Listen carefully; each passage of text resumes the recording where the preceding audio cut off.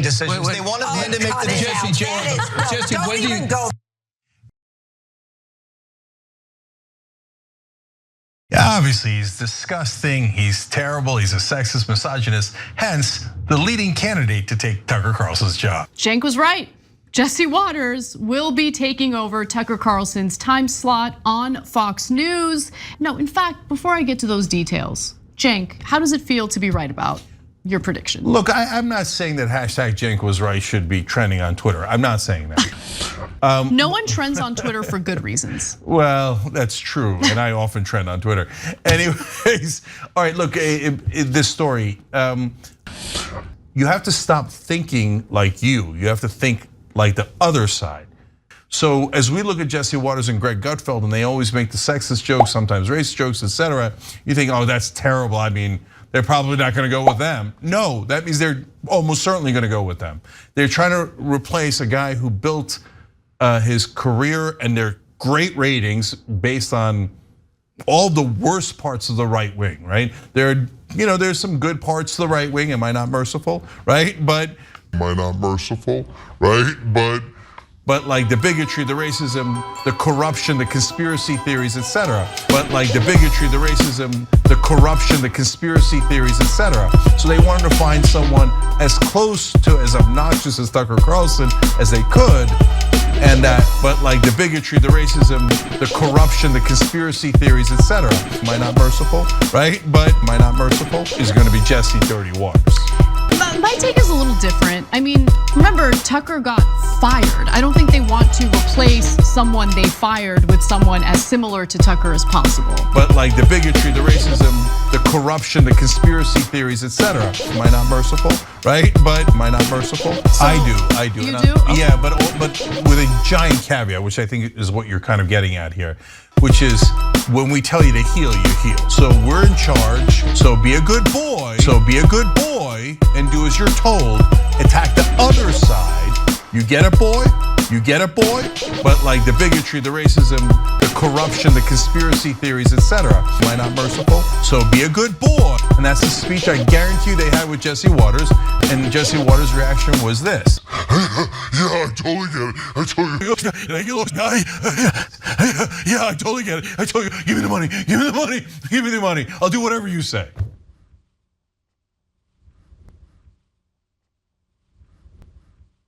I just don't know if Jesse Waters is gonna succeed. Like, you get what I'm saying? Yeah, I don't know. Give me the money. So I guess we'll see. But give me the money. I'll do whatever you say. And that's what the viewers on Fox, let's be honest, that's what they like.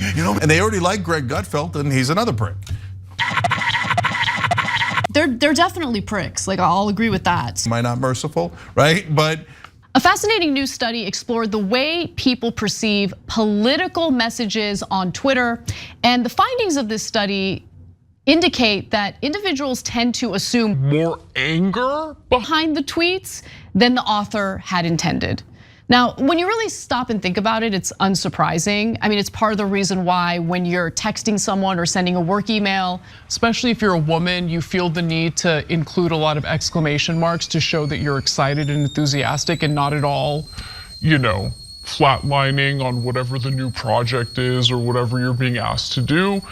But it's true. Awfully specific. No, but it's true. It's true. Like, no, right? I totally agree with you. I'm kidding around. Yeah. Because that's why I'll put an exclamation point at the end of thanks. The inflation of exclamation is really a problem in America. Yeah, I hear you on that. I put my back into it. Hey, no, I really do appreciate it, right?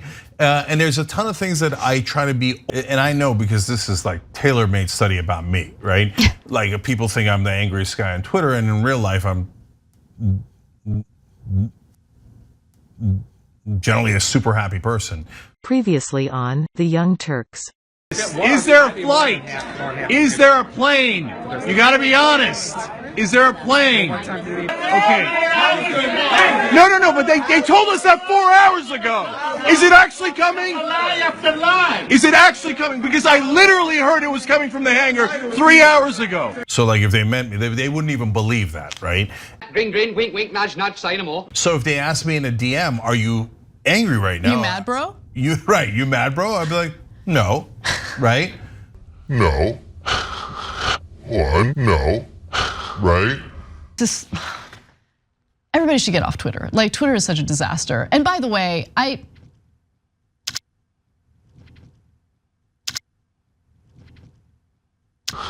if you have a nuanced take on a political issue, how dare you? It's not allowed. You're supposed to be super black and white on all of your takes on Twitter. You're either on team A or team B. And if you ever give the team that you're not on even a little bit of credit, or you acknowledge that they're making a point that might be accurate, how dare you? You must be a right winger or you must be a left winger. You're a good guy, you're a bad guy. I have to say it. Oh my God, I have to say it. I like Anna, but I feel a little bit like this is the coddle the white lady hour.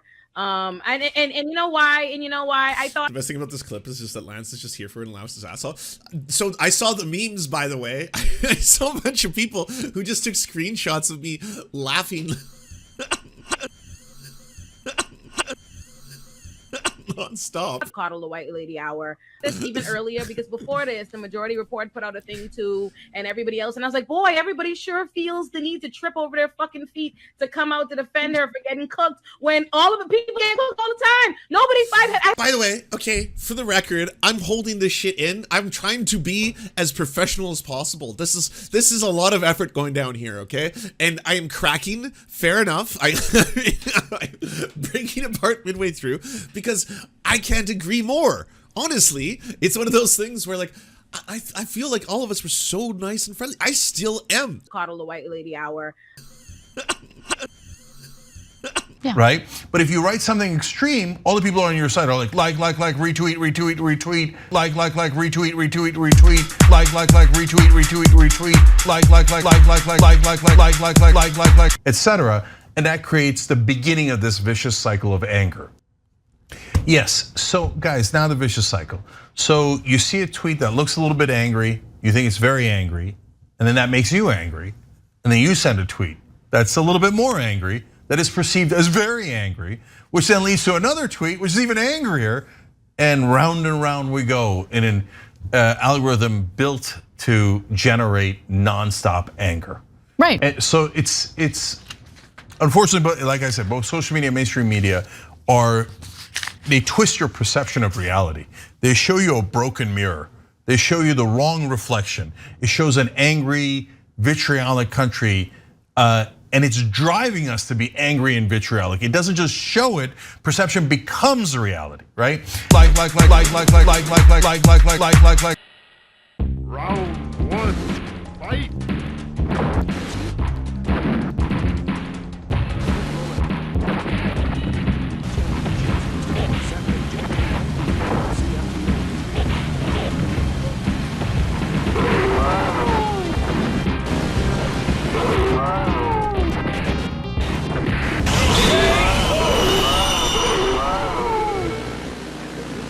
Once Trump started hitting back at you on a number of fronts, he took aim at your weight. What was your reaction to that? Oh, well, like he summoned us? I mean, please.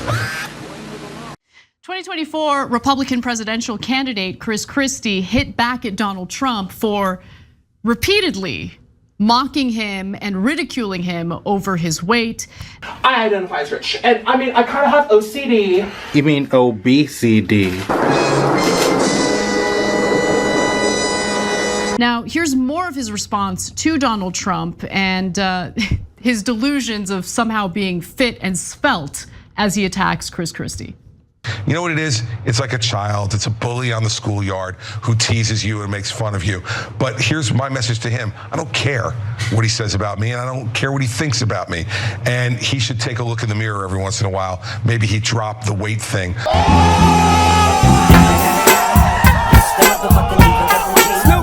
Off of his list of criticisms. But we've got more on this. What do you think, Cenk? Look, I like it, and I'm predicting that Chris Christie goes up in the polling. But I'm not doing that because I'm an establishment clown. They look at this stuff and they go like, "Oh, I bet the Republicans really love the anti-Trump attacks. Let's put them out there and see what happens." Republicans really genuinely like a tough guy, and like RFK Jr. did this video where he was shirtless, and he's got a good body and he did push-ups. A bunch of right-wingers are like, gets up.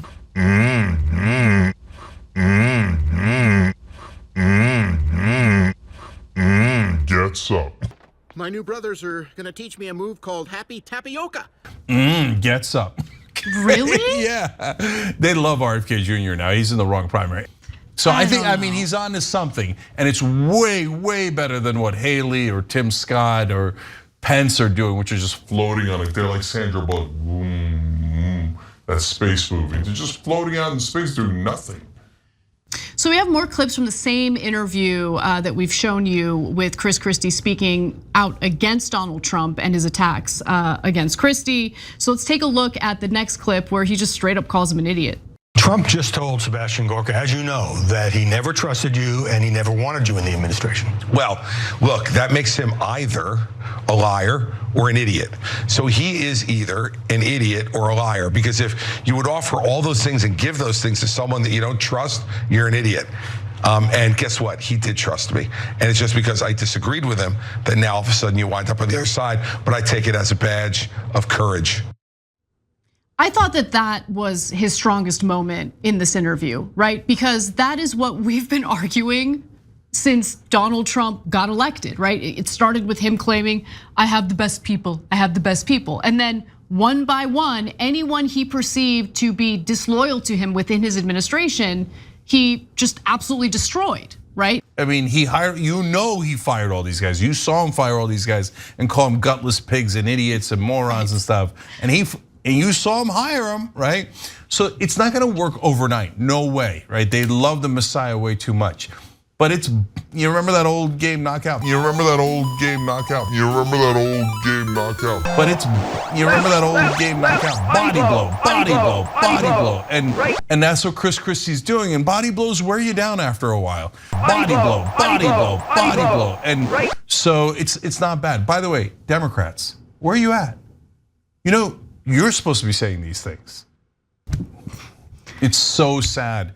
You know what you're supposed to think? Let me at them. I'm gonna kick both their asses. They put them together, make him VP and president. I don't care. I'm coming for body blow, body blow, body blow. And here's what's wrong with Trump, and here's what's wrong with DeSantis. What do you get from Biden? My Republican friends, I love you so much. I'm gonna let Christie say the rest.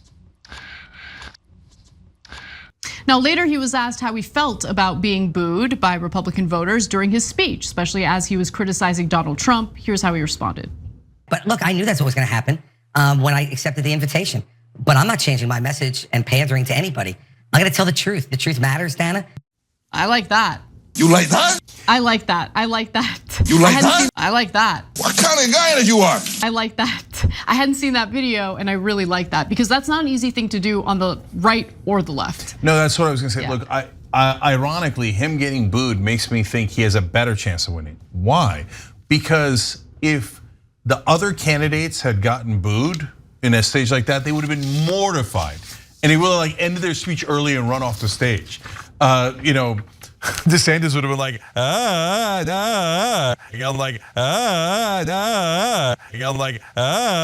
do that weird thing that when he gets nervous. Haley would have done this. When she gets nervous, she does that. Pence would have been like, they all have like their nervous tics, right? Whereas Christie's like, who's for you? Okay, that's Jersey tough guy.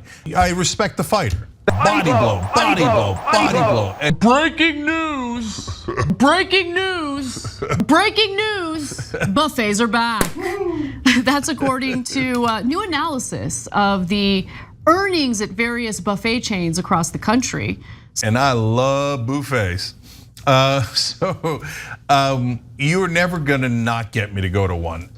I never get why people don't always go to a buffet. Because they can be gross. Like people are gross. That's the problem, right? No. Like you want to consume food that has been handled by as few people as possible. Yeah, I hear you. And people love to get their hands on everything. Yeah, I hear you. I hear you. And I'm going to come back to that. I'm going to come back to it because actually it's a part of the story. But overall, why would I just want to eat one thing if I could have 100 things? And I love buffets. What am I gonna get filled on one thing? I'm not a rookie when it comes to buffets, okay? What's your strategy? My strategy is I take tiny little pieces. You know what I do? I start with the desserts. Okay. Just desserts. Okay, then I go and I get little pieces of everything. Little nuggies. That's right. And I fill my plate up with like 10 different things. Oh my God. So But why wouldn't you? Why wouldn't you? So it's individual choice for the person, but it's also, when you think about a family, it's critical because it's hard to agree. What do you want? That's so true, yeah. And the kids love the buffets because it's got ice cream. I start with the desserts. It's got this, they can get the pizza, they can get the mac and cheese, right? I just can't understand why you wouldn't love buffets. So I just don't see the downside. In fact, this is a great phenomenon because it weeded out the ones that weren't that good, right? Oh, look at you, invisible hand of the market, Uger. Yeah, but kinda. And I love buffets. Remember how earlier in the show I said that people in news should probably avoid doing irresponsible speculation? Yeah, I do remember that. Yeah, so I'm about to engage in irresponsible speculation. Fun. But let me be clear, it is speculation and I have zero evidence of this. The only evidence I have is how I feel anytime I eat at a buffet. I think they put something in the food to make you full faster. Ooh, because like, I'll take a few nibbles of something and I'm like,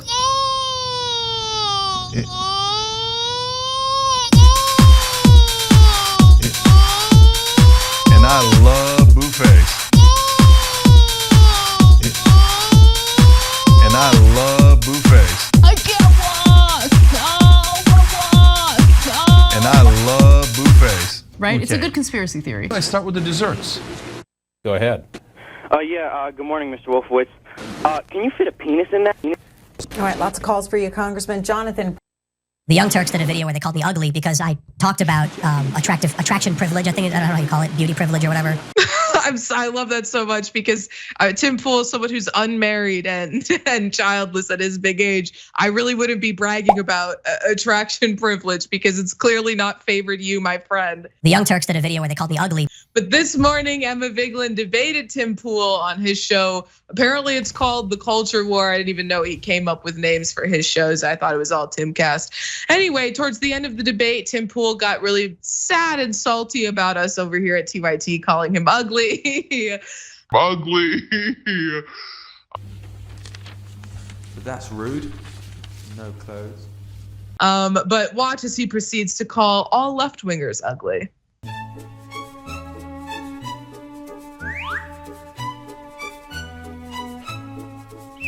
And I was talking about how conservatives are more likely to be attractive because it's easier to go through life as an attractive person. Thus, you're given benefits that you associate to your abilities instead of society, resulting in a conservative worldview. And those who are less attractive have it harder, resulting in a collectivist worldview. And instead of just like telling me I was wrong, they just called me ugly. Well, I mean, do you have statistics to back up your their?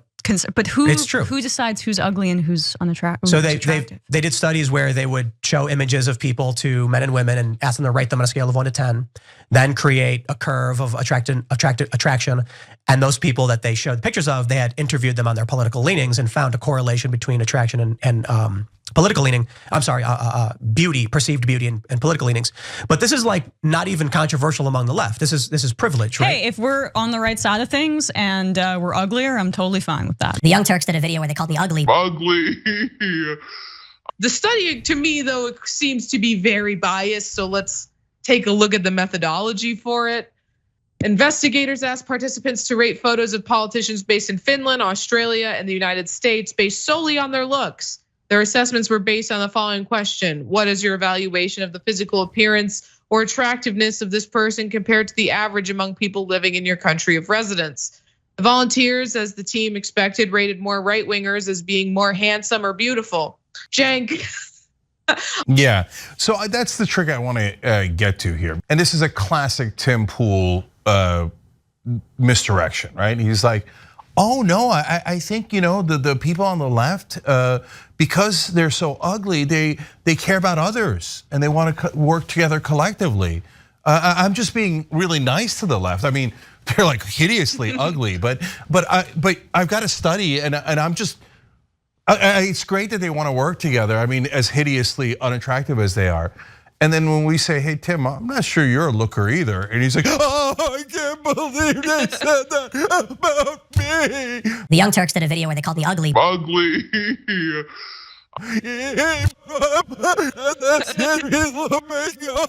When I was thinking about all of them.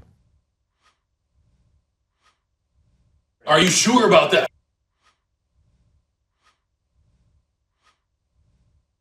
you still go to that well of like, I'm a left winger, but I think Nick Fuentes has an interesting point about Nazis. I think like, like maybe the black people are inferior to us, but I'm on the left. It's all bullshit, all of it. I'm on the left, and I'm here to tell you that it turns out my demographic is awesome. I'm on the super hot and really smart, and like not at all violent, and everyone else is violent and dumb and ugly. I'm moderate. I'm left. I'm right wing. No, not at all. And but like according to his theory, the left is less attractive, and he's on the left. So I guess he shouldn't catch feelings over being called ugly at all. I'm just using Tim Pool logic. The Young Turks did a video where they called me ugly. Ugly. But I think the critical part of the study is greater self-reported attractiveness is negatively related to preference for egalitarianism typically associated with the left. I think that the whole study is massively questionable, but that part of it begins to explain it. They're like, they ask people and they're like, yeah, I think I'm super hot. And that's why I don't need anybody. I know I'm a right winger. Previously on The Young Turks. So let's take a look at the methodology for it. Investigators asked participants to rate photos of politicians based in Finland, Australia, and the United States based solely on their looks. Their assessments were based on the following question: what is your evaluation of the physical appearance or attractiveness of this person compared to the average among people living in your country of residence? The volunteers, as the team expected, rated more right-wingers as being more handsome or beautiful. Yeah, I think I'm super hot. And that's why I don't need anybody. I know I'm a right winger. Yeah, that sounds like Tim Pool. Except he was like, oh, I'm a right winger, but that's inconvenient. That'll make it seem like I'm just agreeing with my own side. Oh, I know. I've got a brilliant new idea. I will pretend to be on the left and then agree with everything on the right. Ugly. Ugly.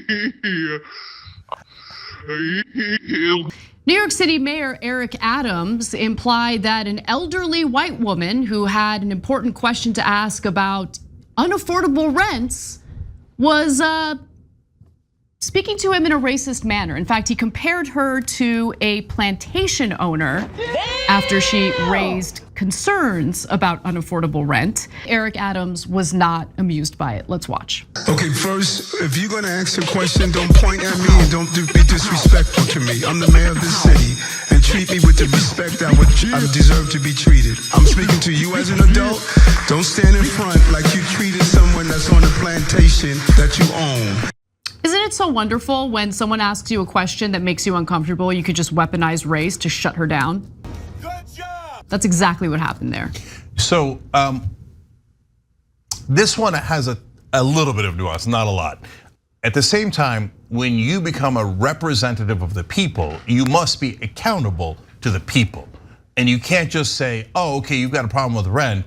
How dare you talk back to me? I deserve respect. Nah. And nah, the whole concept, and it is pervasive in America, that politicians deserve a lot of respect. I loathe it. I don't think they deserve that at all, at all.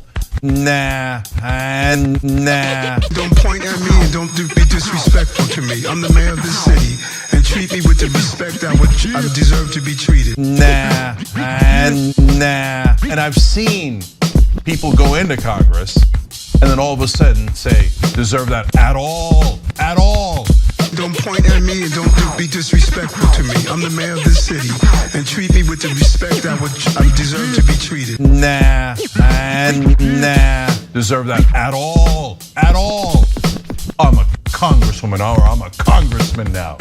Deserve that at all, at all, at all. Who gives a damn? You're the same person, right?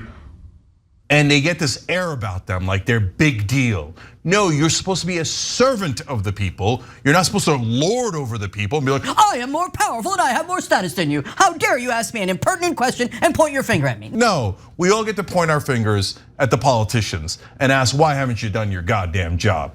And for any politician, anyone who signed up for this, who ran to sit in the seat that Eric Adams is in right now, to deflect and immediately imply that someone is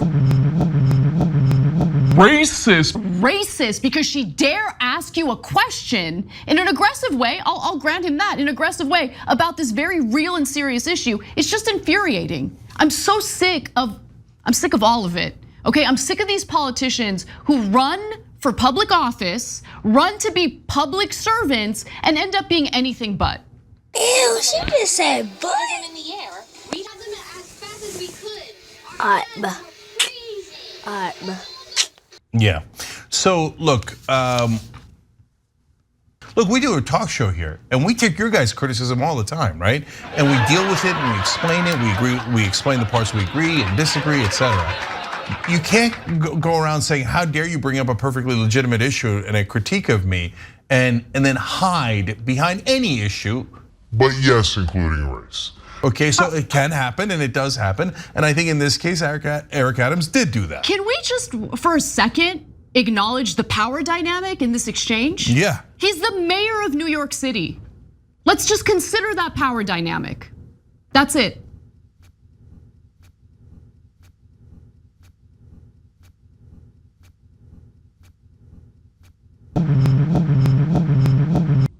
That's it.